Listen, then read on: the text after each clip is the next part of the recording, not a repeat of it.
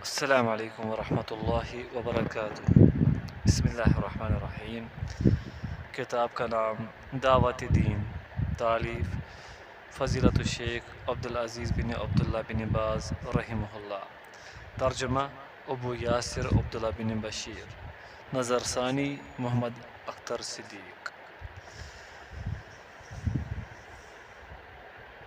الحمد للہ وصلی اللہ وسلم علی رسول اللہ وعلی آلہ واصحابہ ومن اہتدی بہداہ الی یوم الدین۔ بے شک سب کاموں میں سے اہم ترین اور تمام نیکیوں میں سب سے اعلیٰ نیکی کا حکم دینا اور برائی سے روکنا، اور اس کی طرف ایک دوسرے کو نصیحت کرنا اور توجہ دلانا ہے، ایک دوسرے کو حق بات کی وصیت کرنا اور اس راستے میں آنے والی مصیبتوں پر صبر کرنا ہے، اور ان چیزوں سے بچنا ہے جو اس کے مخالف ہیں اور اللہ تعالیٰ کے غضب کو دعوت دیتی ہیں اور اس کی رحمت سے دور کرتی ہیں۔ میں اللہ تعالیٰ سے سوال کرتا ہوں کہ وہ ہمارے دلوں، ہمارے اعمال کی اور تمام مسلمانوں کی اصلاح کرے اور ہمیں اپنے دین کی سمجھ اور اس پر ثابت قدمی عطا فرمائے، اور وہ اپنے دین کی مدد کرے اور اپنے کلمہ کو بلند کرے اور تمام مسلمان حکمرانوں کی اصلاح کرے اور ان کو نیکی کی توفیق دے اور ان کے ہر اس کام میں مدد کرے جو ملک و قوم کی بہتری کے لیے ہو۔ اللہ تعالیٰ خاص لوگوں کو دین کی سمجھ عطا فرمائے، شریعت کے نافذ کرنے اور اس پر استقامت کے لیے ان کے دل کھول دے۔ بے شک اللہ اس کا کارساز اور اس پر قدرت رکھنے والا ہے۔ اے مسلمانوں، امر بالمعروف والنہی عن المنکر، نیکی کا حکم دینا اور برائی سے منع کرنا بہت اہم اور انتہائی بلند موضوع ہے۔ یہ خصوصی اہتمام کا تقاضا کرتا ہے کیونکہ اس میں امت کی اصلاح اور اس کی نجات ہے۔ اس سے لاپرواہی برتنا بہت بڑا خطرہ اور فساد کا باعث ہے۔ اس طرح سے فضیلت والے کام چھپ جاتے ہیں اور گھٹیا حرکات ظاہر ہوتی ہیں۔ اللہ تعالیٰ نے اپنی عظیم کتاب میں اس کو واضح کیا ہے اور اس کا مرتبہ بہت بلند بیان کیا ہے، حتیٰ کہ بعض آیات میں اسے ایمان پر مقدم کیا ہے، حالانکہ ایمان دین کی جڑ اور اسلام کی بنیاد ہے۔ اللہ تعالیٰ کا قول ہے: کنتم خیر امۃ اخرجت للناس تأمرون الناس بالمعروف وتنہون عن المنکر وتؤمنون باللہ۔ تم بہترین امت ہو جو لوگوں کے لیے پیدا کی گئی ہے، تم نیکی کا حکم کرتے ہو اور برائی سے روکتے ہو اور تم اللہ پر ایمان رکھتے ہو۔ سورہ آل عمران۔ آیت کریمہ کے اندر اس کو پہلے ذکر کرنے کی حکمت ہماری سمجھ میں تو یہی آتی ہے کہ اس فریضہ کی شان بہت بلند ہے اور اس کے اہتمام سے بڑے بڑے اصلاحی کام پائے تکمیل کو پہنچتے ہیں، خصوصاً اس دور میں، کیونکہ اکثر احکام نافرمانیوں کے ظاہر ہونے اور شرک اور بدعت کے پھیل جانے کی وجہ سے مسلمانوں کو امر بالمعروف والنہی عن المنکر کی بہت زیادہ ضرورت ہے۔ نبی کریم صلی اللہ علیہ وسلم، صحابہ اور سلف صالحین کے دور میں مسلمانوں کے ہاں اس فرض کا مقام بہت بلند اور اس کی قوت بہت زیادہ تھی۔ وہ اس کو بہت اچھے طریقے سے سر انجام دیتے تھے۔ موجودہ دور میں جہالت کے زیادہ ہونے، علم کے کم ہونے اور بہت سے لوگوں کی اس فرض سے غفلت کی وجہ سے اس کی ضرورت اور بھی زیادہ بڑھ جاتی ہے۔ موجودہ دور میں اکثر ممالک کے اندر شر اور فساد کے پھیل جانے، جھوٹے مبلغین کے زیادہ ہونے اور نیکی کی طرف بلانے والے سچے واعظین کے کم ہونے کی وجہ سے معاملہ پہلے سے کہیں زیادہ سخت ہو گیا ہے اور خطرات بڑھ گئے ہیں۔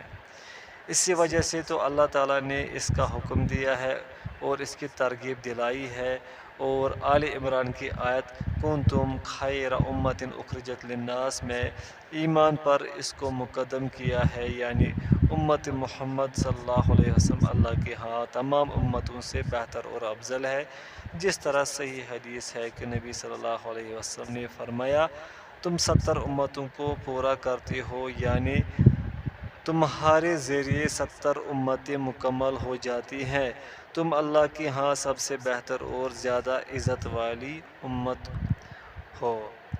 ترمذی، ابن ماجہ۔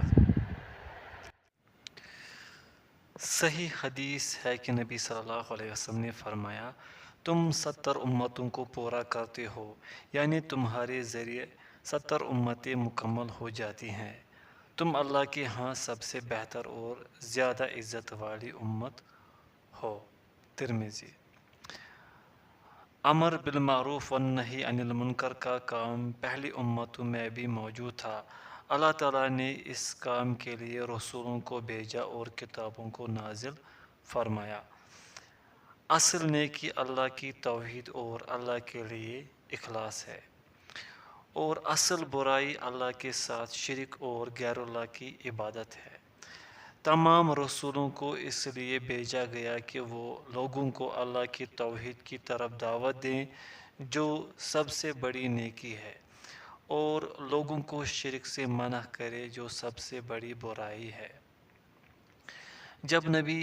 جب بنی اسرائیل نے اس فرض میں کوتاہی کی اور اس فرض کو ضائع کیا تو اللہ تعالیٰ نے ان کے بارے میں فرمایا، بنی اسرائیل کے کافر لوگوں پر داؤد اور عیسیٰ بن مریم کی زبانی لعنت کی گئی ہے۔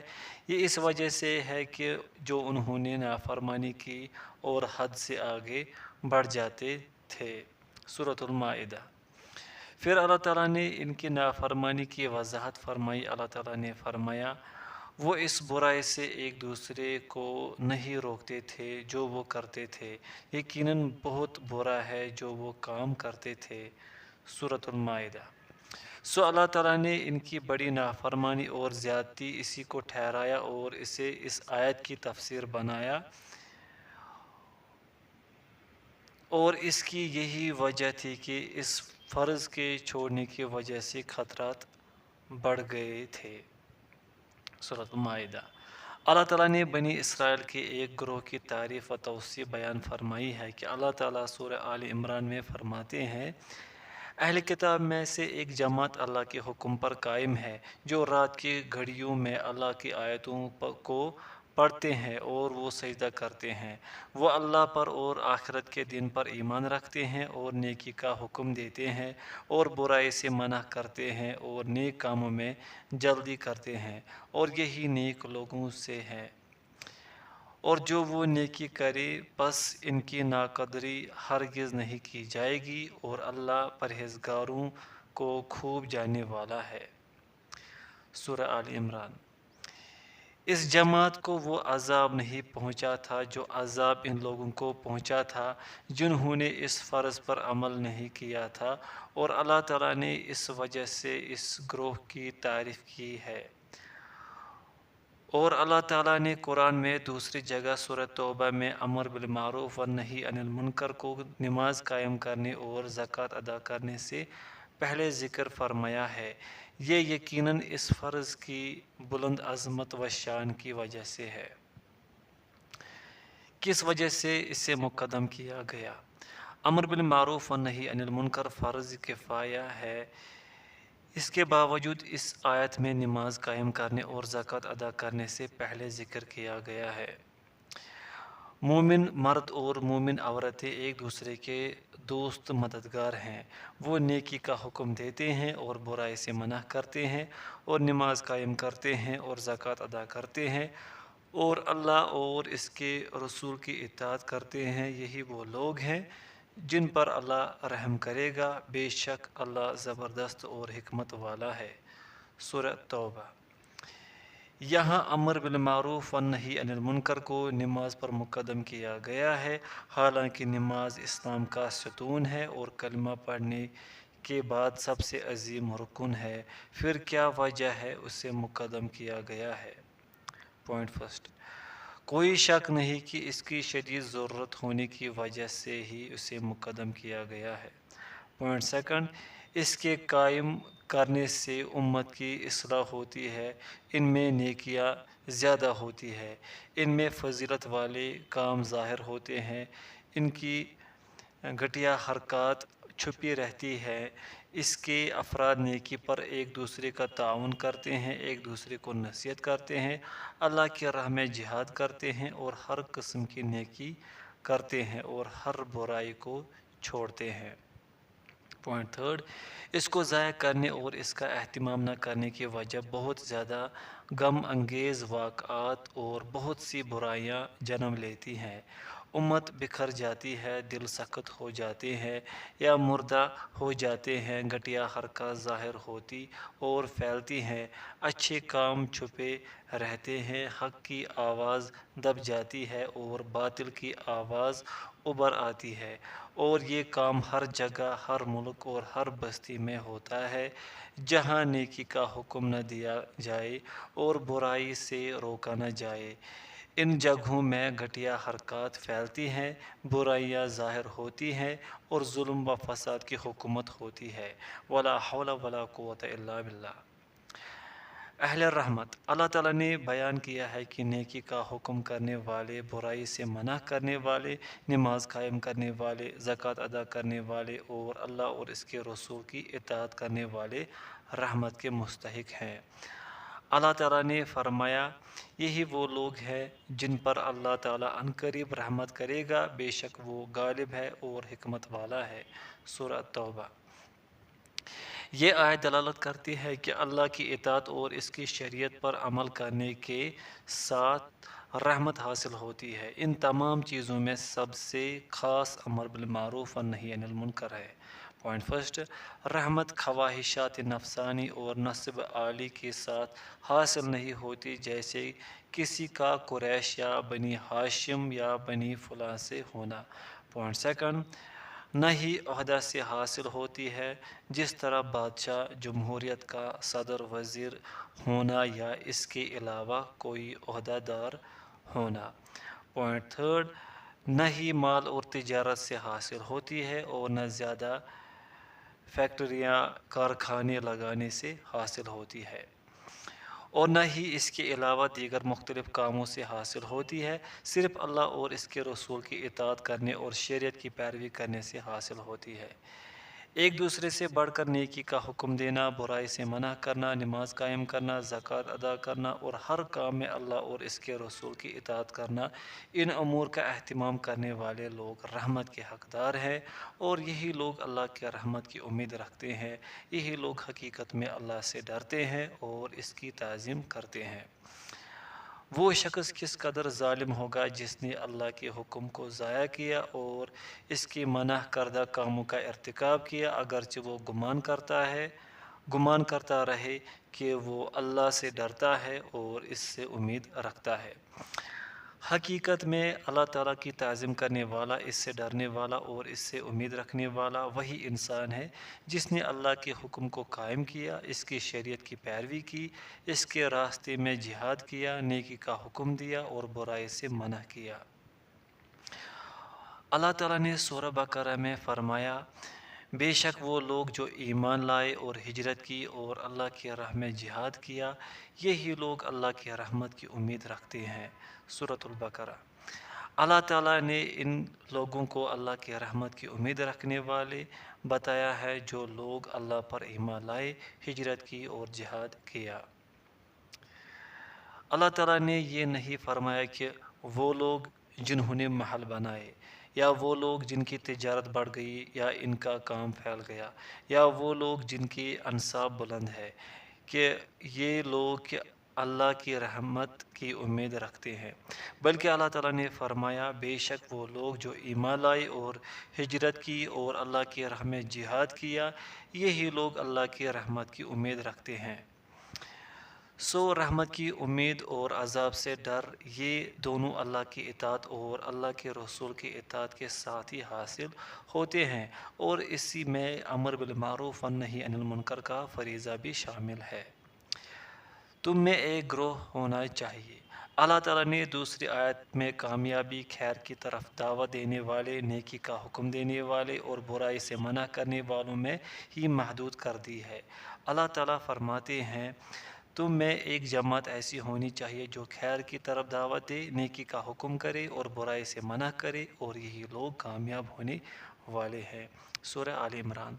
اللہ تعالیٰ نے واضح کر دیا کہ وہ لوگ جن کی صفات یہ ہوں، خیر کی طرف دعوت دینا، نیکی کا حکم دینا اور برائی سے منع کرنا، وہ کامیاب ہونے والے ہیں۔ اس سے مراد مکمل طور پر کامیاب ہونے والے ہیں، اگرچہ ان کے علاوہ بھی دوسرے مومن کامیاب ہونے والے ہیں، جبکہ کسی شرعی عذر کی وجہ سے ان کے اندر کچھ صفات نہ بھی ہوں، لیکن مکمل طور پر کامیاب ہونے والے وہ لوگ ہیں جنہوں نے خیر کی دعوت دی، نیکی کا حکم دیا، نیکی کی طرف بھاگ کر آئے، برائی سے منع کیا اور برائی سے خود بھی دور رہے۔ پوائنٹ فرسٹ، وہ لوگ جو دوسرے مقاصد کے لیے نیکی کا حکم دیتے ہیں اور برائی سے منع کرتے ہیں، مثلا ریاکاری، شہرت، یا جو دوسرے اسباب کے لیے یا نیکی کے کام کرنے سے پیچھے رہتے ہیں اور برائی کا ارتکاب کرتے ہیں، وہ خبیث ترین لوگ ہیں اور ان کا انجام بھی برا ہے۔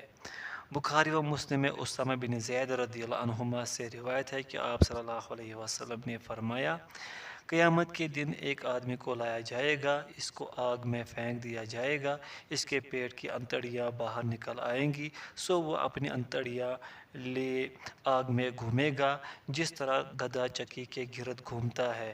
اہل جہنم اس پر جمع ہو جائیں گے اور پوچھیں گے، اے فلاں تجھے کیا ہوا ہے؟ کیا تو نیکی کا حکم نہیں دیتا تھا اور برائی سے منع نہیں کرتا تھا؟ وہ کہے گا، کیوں نہیں، لیکن میں نیکی کا تمہیں حکم دیتا تھا اور خود نہیں کرتا تھا، برائی سے منع کرتا تھا اور خود برائی کرتا تھا۔ بخاری و مسلم۔ یہ حال اس شخص کا ہوگا جس کا قول اس کے فعل سے مخالف ہو۔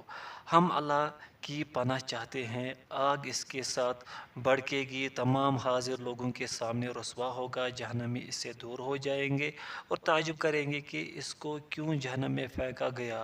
وہ آنتوں کے گرد گھومے گا جس طرح گدھا چکی کے گرد گھومتا ہے، اور اس کی آنتیں باہر آ جائیں گی اور ان کو گھسیٹے گا۔ کیوں؟ اس لیے کہ وہ نیکی کا حکم دیتا تھا اور خود کرتا نہیں تھا، اور برائی سے منع کرتا تھا اور خود برائی کرتا تھا۔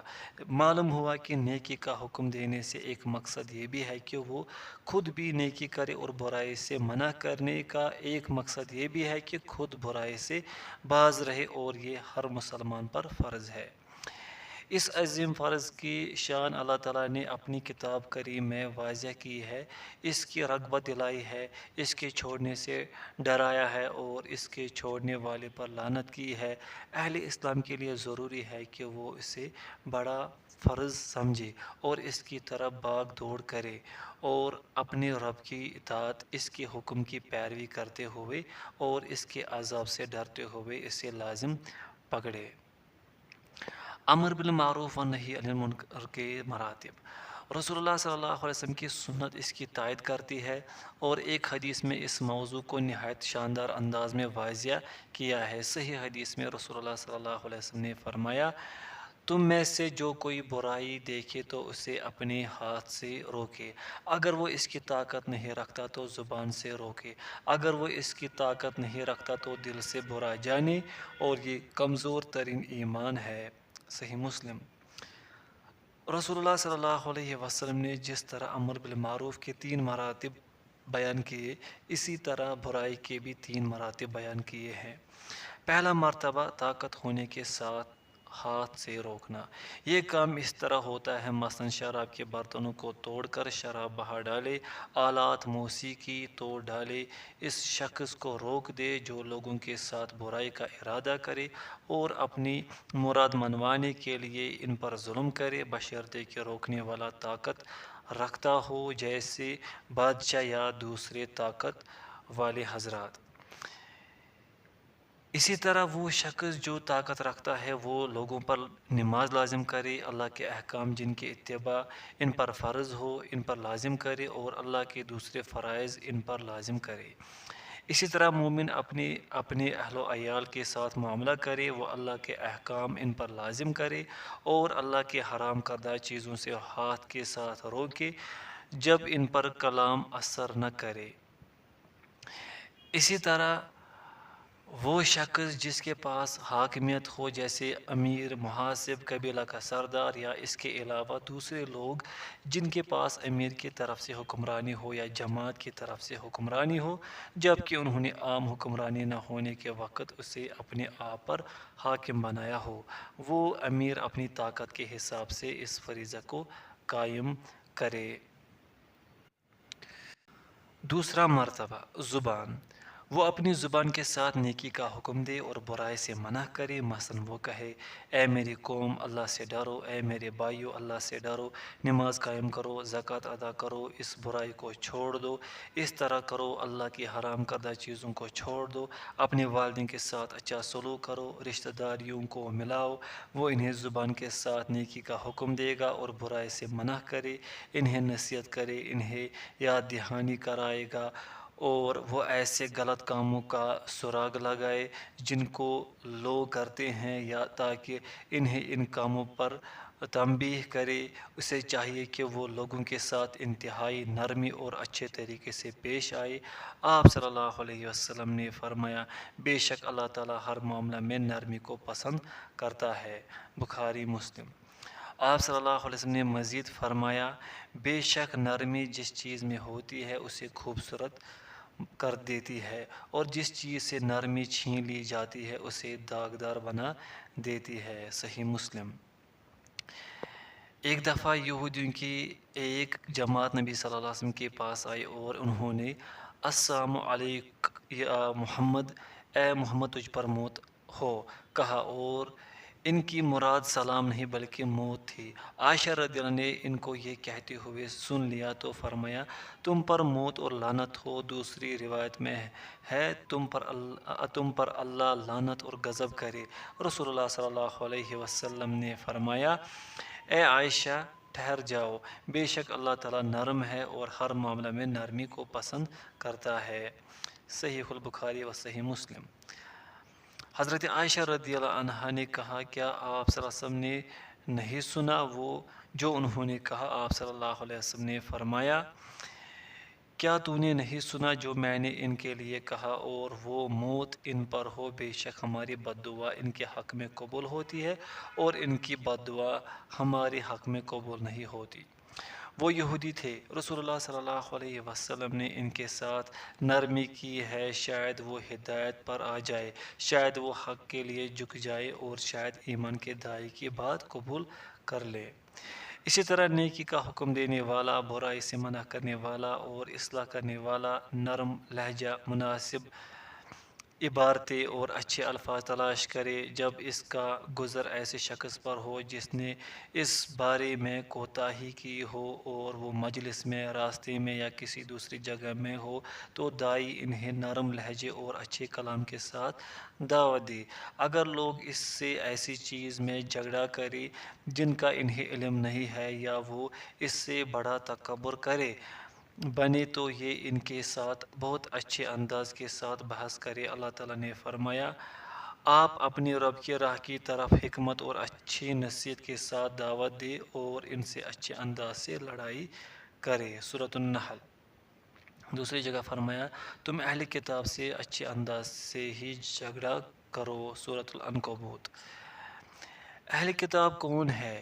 وہ یہودی اور عیسائی ہیں، وہ کافر ہے۔ اس کے باوجود اللہ تعالیٰ ان کے متعلق فرماتے ہیں، تم اہل کتاب سے اچھے انداز سے ہی جھگڑا کرو مگر جو لوگ ان میں سے ظلم کرے۔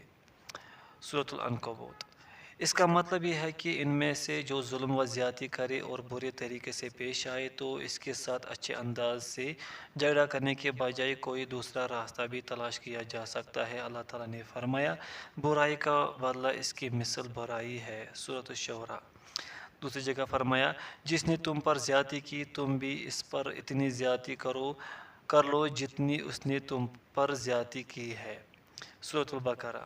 لیکن جب مقام تعلیم و دعوت اور حق کی وضاحت کا ہو تو اچھے انداز سے ہی ہو، کیونکہ یہ نیکی کے زیادہ قریب کرنے والا ہے۔ سفیان ثوری رحمۃ اللہ فرماتے ہیں، نیکی کا حکم دینے والے اور برائی سے روکنے والے کے لیے مناسب ہے کہ جس کا وہ حکم دے رہا ہے اور جس چیز سے وہ منع کر رہا ہے جس چیز سے وہ منع کر رہا ہے اس میں نرم کھو ہو، اس میں میانہ روی اختیار کرنے والا ہو اور اس کا جاننے والا ہو۔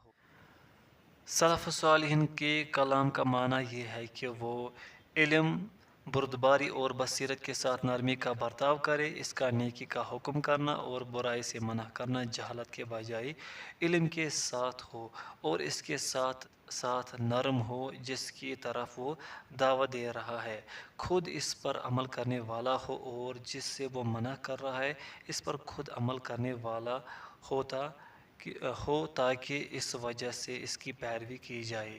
صحیح مسلم میں عبداللہ بن مسعود رضی اللہ عنہ نبی صلی اللہ علیہ وسلم سے روایت کرتے ہیں کہ آپ صلی اللہ علیہ وسلم نے فرمایا، مجھ سے پہلے اللہ تعالیٰ نے کسی امت میں کوئی رسول مبعوث نہیں فرمایا مگر اس نبی کے لیے اس کی امت سے حواری اور ساتھی ہوتے تھے، وہ اس کی سنت کو پکڑتے تھے اور اس کے حکم کی پیروی کرتے تھے۔ پھر ان کے بعد برے خلیفہ آئے، وہ ایسی بات کہتے تھے جو کہ خود نہیں کرتے تھے اور ایسے کام کرتے تھے جن کا انہیں حکم نہیں دیا گیا تھا، سو جس نے بھی ایسے لوگوں سے ہاتھ کے ساتھ جہاد کیا وہ مومن ہے، جس نے ان سے زبان سے جہاد کیا وہ مومن ہے، اور جس نے دل سے انہیں برا جانا وہ مومن ہے، اور اس کے علاوہ رائے کے دانے کے برابر بھی ایمان نہیں ہے۔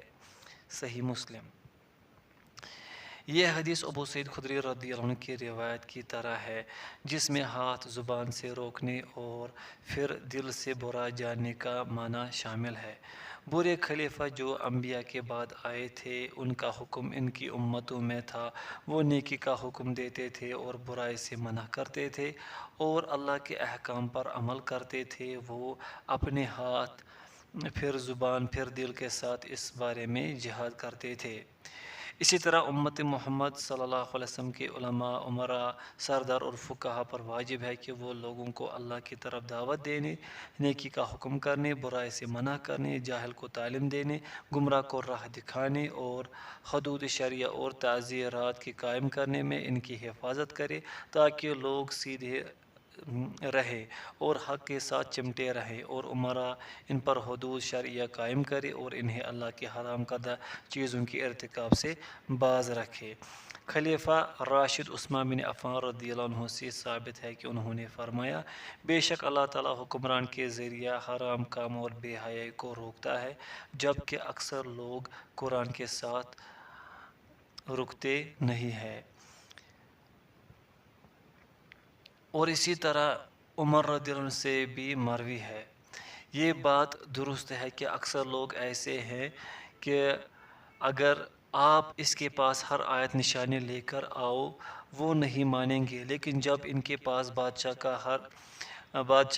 ہر کا رہ سزا جیل، بادشاہ کا ہر کا رہ لیکن جب ان کے پاس بادشاہ کا ہر کا رہ سزا جیل یا اس طرح کا کوئی اور حکم لے کر آ جائے تو وہ فوراً مان جائیں گے اور اپنی باطل چیز کو چھوڑ دیں گے۔ کیونکہ وہ انسان جس کا دل بیمار ہے، وہ کمزور ایمان والا ہے یا ایمان سے خالی ہے، اس پر آیات و احادیث اثر نہیں کرتے، لیکن وہ بادشاہ سے ڈرتا ہے، وہ رک جاتا ہے اور اس کی حدود پر ٹھہر جاتا ہے۔ بادشاہ کی ہر کارہ کی بڑی شان ہے۔ اسی لیے تو اللہ تعالیٰ نے اپنے بندوں کے لیے قصاص، حدود، تعزیرات مشروع کی ہے، کیونکہ یہ باطل چیزوں اور مختلف قسم کے ظلموں سے روک دیتی ہے، اور اللہ تعالیٰ ان کے ساتھ حق کو قائم رکھتا ہے، اور حکام پر فرض کیا ہے کہ وہ ان حدود کو قائم کرے، حدود قائم کرنے والے کی مدد کرے اور لوگوں کا خیال رکھے اور ان پر حق لازم قرار دے اور انہیں حدود پر خبردار کرے تاکہ وہ ہلاک نہ ہو جائے اور وہ باطل کے رخ اور بہاؤ کے ساتھ جھک نہ جائے اور ہمارے خلاف شیطان اور اس کے لشکر کے مددگار نہ بن جائے۔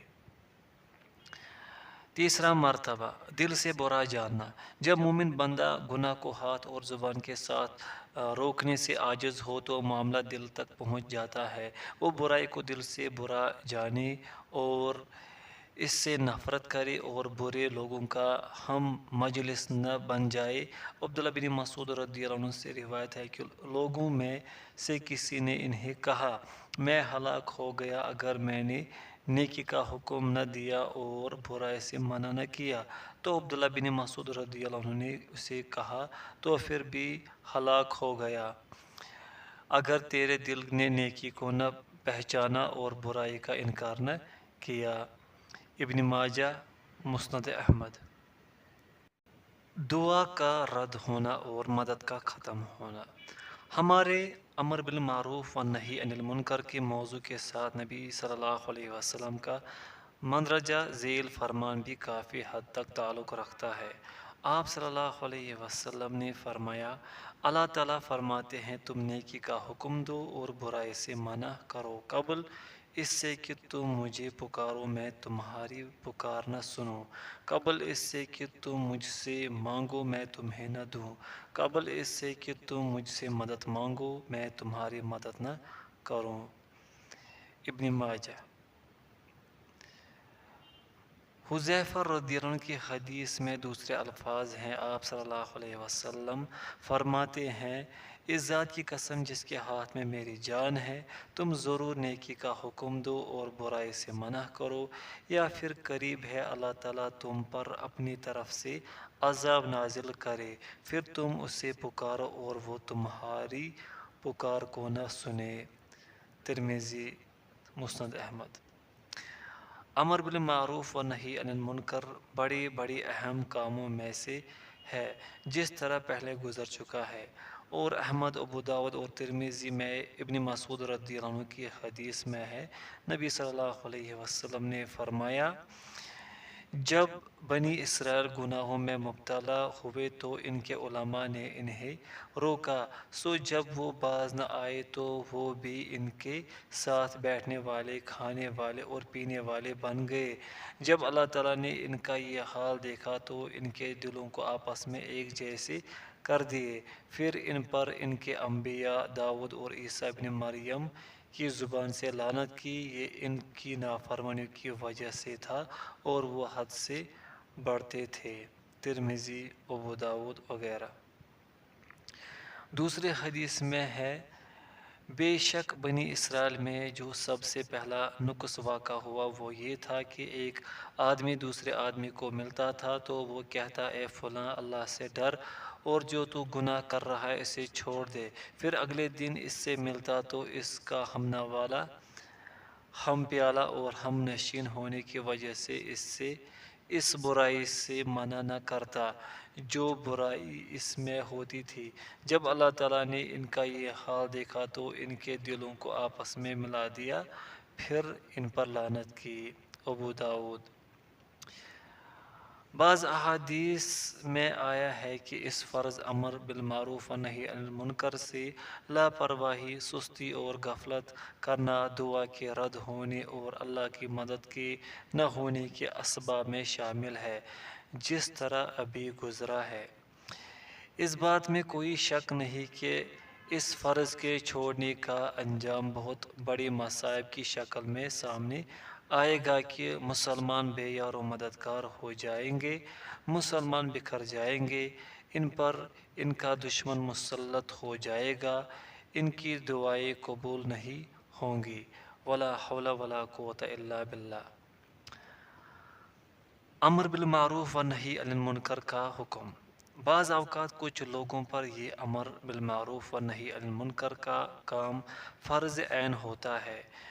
جب وہ برائی کو دیکھیں اور اس برائی کو ان کے علاوہ کوئی دوسرا ختم نہ کر سکتا ہو تو اپنی طاقت کے مطابق اس برائی کو ختم کرنا ان پر فرض ہے۔ آپ صلی اللہ علیہ وسلم کا فرمان ہے، جو تم سے برائی دیکھے اسے ہاتھ سے روکے، سو اگر وہ اس کی طاقت نہیں رکھتا تو زبان سے روکے، سو اگر وہ اس کی طاقت نہیں رکھتا تو دل سے برا جانے، اور یہ کمزور ترین ایمان ہے۔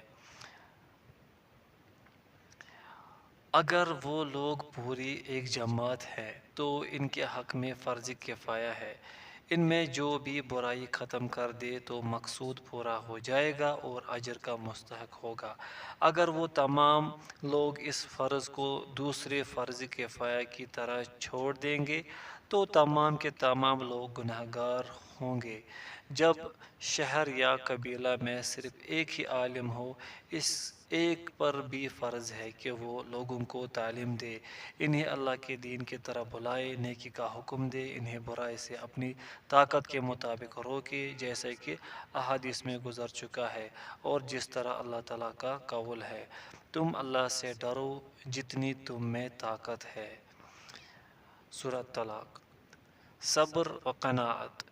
علماء مبلغین نیکی کا حکم کرنے والوں اور برائی سے منع کرنے والوں میں سے جسے اللہ تعالیٰ صبر و قناعت اور اخلاص کی توفیق دے دے وہ کامیاب ہو جائے گا، وہ ثواب پالے گا اور ہدایت پالے گا اور اللہ تعالیٰ اسے فائدہ پہنچائے گا۔ اللہ تعالیٰ نے فرمایا، جو شخص جو اللہ سے ڈر جائے تو وہ اس کے لیے نکلنے کی راہ بنا دیتا ہے اور اسے وہاں سے رزق دیتا ہے جہاں سے وہ گمان بھی نہیں کر سکتا۔ سورہ محمد۔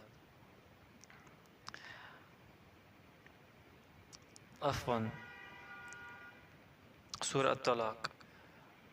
اللہ تعالیٰ نے فرمایا، اے ایمان والو، اگر تم اللہ کے دین کی مدد کرو گے تو وہ تمہاری مدد کرے گا اور تمہیں ثابت قدم رکھے گا۔ سورہ محمد۔ اور اللہ تعالیٰ نے فرمایا، زمانے کی قسم، بے شک انسان سراسر نقصان میں ہے سوائے ان لوگوں کے جو ایمان لائے اور نیک عمل کیے اور جنہوں نے آپس میں حق کی وصیت کی اور ایک دوسرے کو صبر کی نصیحت کی۔ سورۃ العصر۔ دنیا اور آخرت میں نجات اور کامیاب ہونے والے اہل ایمان نیک عمل کرنے والے، حق بات اور صبر کی آپس میں وصیت کرنے والے ہیں۔ یہ بات بھی یاد رہے کہ نیکی کا حکم کرنا، برائی سے منع کرنا، حق کی وصیت کرنا اور صبر کی وصیت کرنا، یہ سب چیزیں تقویٰ ہیں، لیکن اللہ تعالیٰ نے مزید وضاحت اور ترغیب کے لیے ان کا خاص ذکر کیا ہے۔ مقصد یہ ہے کہ جو نیکی کا حکم دے اور برائی سے منع کرے، اللہ تعالیٰ کے دین کی طرف دعوت دے اور اس کے راستے میں آنے والی مصیبتوں پر صبر کرے تو وہ ہمیشہ کی سعادت اور مکمل نفع کے ساتھ کامیاب ہونے والے عظیم لوگوں میں ہوگا، بشرطے کہ اس کی موت اسی پر ہو۔ ان عظیم صفات کے ساتھ چمٹے رہنے کی مزید تاکید یہ آیت کرتی ہے، اور تم نیکی اور تقویٰ کے کاموں پر ایک دوسرے کا تعاون کرو اور گناہ اور زیادتی کے کاموں پر ایک دوسرے کی مدد نہ کرو اور اللہ سے ڈرو، بے شک اللہ تعالیٰ سخت سزا والا ہے۔ سورۃ المائدہ۔ اللہ کے دین کی سمجھ۔ اے میرے مسلم بھائی، ضروری ہے کہ تو علم اور دین کی سمجھ کے ساتھ نیکی کو پہچانے اور اسی کے ساتھ برائی کو بھی پہچانے۔ ضروری ہے کہ تو علم اور دین کی سمجھ کے ساتھ نیکی کو پہچانے اور اسی کے ساتھ برائی کو بھی پہچانے، پھر کہیں جا کر تو امر بالمعروف و نہی عن المنکر کا فرض قائم کر سکے گا۔ صبر اور دین کی سمجھ سعادت کی نشانیاں ہیں، اور یہ اس بات کی دلیل ہے کہ بے شک اللہ تعالیٰ نے بندہ کے ساتھ بھلائی کا ارادہ کر لیا ہے، جس طرح بخاری و مسلم میں معاویہ رضی اللہ عنہ سے روایت ہے کہ نبی صلی اللہ علیہ وسلم نے فرمایا، اللہ تعالیٰ جس کے ساتھ اللہ بھلائی کا ارادہ کرتا ہے اسے دین کی سمجھ عطا کرتا ہے۔ بخاری و مسلم۔ جب تو دیکھے کہ ایک آدمی علمی حلقوں میں بیٹھتا ہے اور علم کے بارے سوال کرتا ہے اور سمجھنے کی کوشش کرتا ہے اور اس میں صبر کرتا ہے تو یہ اس بات کی نشانی ہے کہ اللہ تعالیٰ نے اس کے ساتھ نیکی کا ارادہ کر لیا ہے۔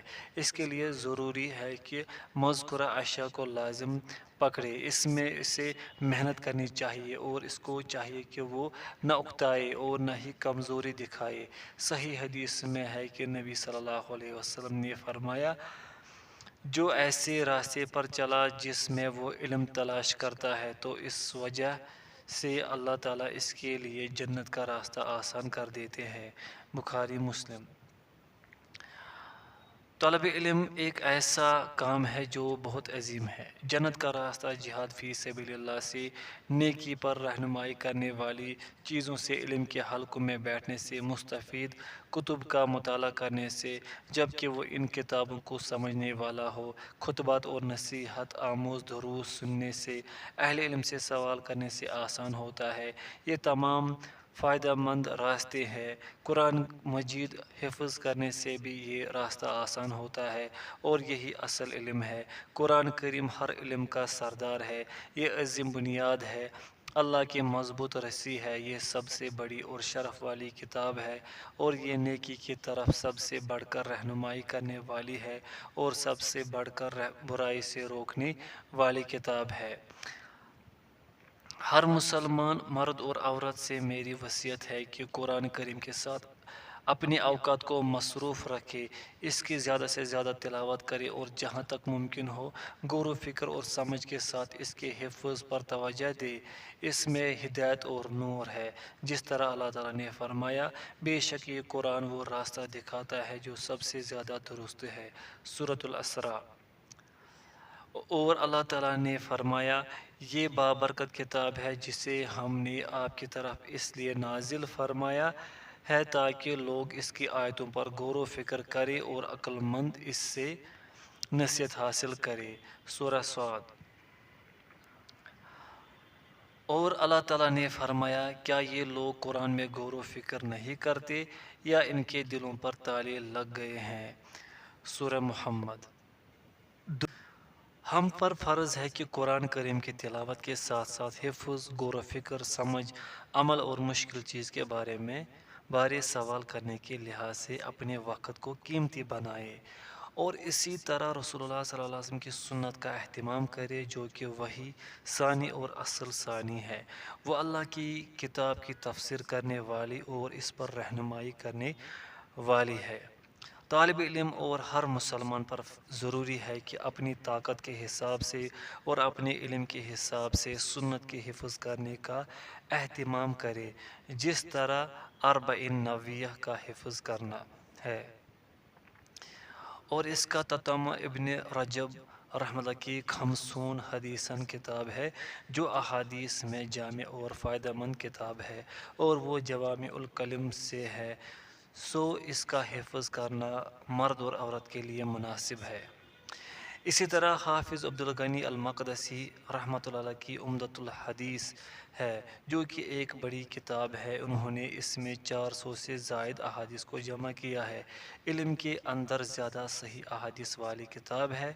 اگر اس کے حفظ کرنے کا موقع مل جائے تو اللہ کی عظیم نعمتوں سے ایک نعمت ہوگی۔ اسی طرح حافظ ابن حجر رحمۃ اللہ کی بلوغ المرام عظیم اور مختصر کتاب ہے، اور یہ بھی مفید تحریر ہے۔ جب اس کا حفظ کرنا میسر ہو جائے تو یہ عظیم بلائی ہے۔ عقیدہ کی اہم کتابوں میں شیخ الاسلام ابن تیمیہ رحمۃ اللہ کی کتاب العقیدۃ الواسطیہ ہے، جو جلیل القدر کتاب ہے، اہل سنہ والجماعہ کے مجمل عقیدہ کے بارے میں ہے۔ شیخ الاسلام محمد بن عبد الوہاب رحمۃ اللہ کی کتاب الایمان بھی عظیم کتاب ہے۔ اس میں وہ تمام احادیث جمع ہے جو ایمان کے متعلق ہیں۔ طلباء و طالبات کے لیے مناسب ہے کہ ان مفید کتابوں اور ان جیسی دیگر کتابوں کو حفظ کرے۔ اس کے ساتھ ساتھ قرآن کریم، اس کی زیادہ سے زیادہ تلاوت اور حفظ یا جتنا بھی میسر ہو کا اہتمام کرے۔ ساتھیوں کے ساتھ مذاکرہ بھی اہتمام کرے۔ مشکل چیزوں کا ان اساتذہ اور علماء سے سوال کرے جن علماء میں خیر اور علم ہو۔ اپنے رب سے توفیق اور مدد کا سوال کرے، کمزوری اور سستی نہ دکھائے، اور اپنا وقت محفوظ کرے اور اس کو باقاعدہ ترتیب دے۔ ایک حصہ دن اور رات سے قرآن کی تلاوت اور اس میں غور و فکر کے لیے ہو۔ ایک حصہ علم کی طلب اور دین کی سمجھ، متن کے حفظ کرنے اور مشکل چیزوں کے مراجعت کے لیے ہو۔ ایک حصہ اپنے گھر والوں کی ضروریات کے لیے ہو۔ ایک حصہ نمازوں، عبادت اور مختلف قسم کے ذکر و دعا کے لیے ہو۔ میں اللہ تعالیٰ سے اس کے اچھے ناموں اور اس کی اچھی اچھی صفات کے ساتھ سوال کرتا ہوں کہ وہ ہمیں اور تمام مسلمانوں کو فائدہ مند علم، نیک عمل کی توفیق دے اور اپنے دین کی سمجھ اور اس پر ثابت قدمی عطا فرمائے، اور ہم سب کو اس فرض کے قائم کرنے کی طاقت اور قدرت عطا کرے، اور تمام مسلمان حکمرانوں کو اس فرض کے قائم کرنے کی اور اس پر ڈٹے رہنے کی توفیق دے۔ جس پر اس فرض کو قائم کرنے کی ذمہ داری ہو اسے اچھے مقصد پر قائم کرنے کی توفیق دے، اور اس کا حق ادا کرنے پر اس اور اس کے بندے کی خیر خواہی کے لیے سب کی مدد کرے، بے شک وہ بلند سخی عزت والا ہے۔ صلی اللہ وسلم وبارک علی عبدہ نبینا محمد وعلی آلہ واصحابہ ومن تبعہم بإحسان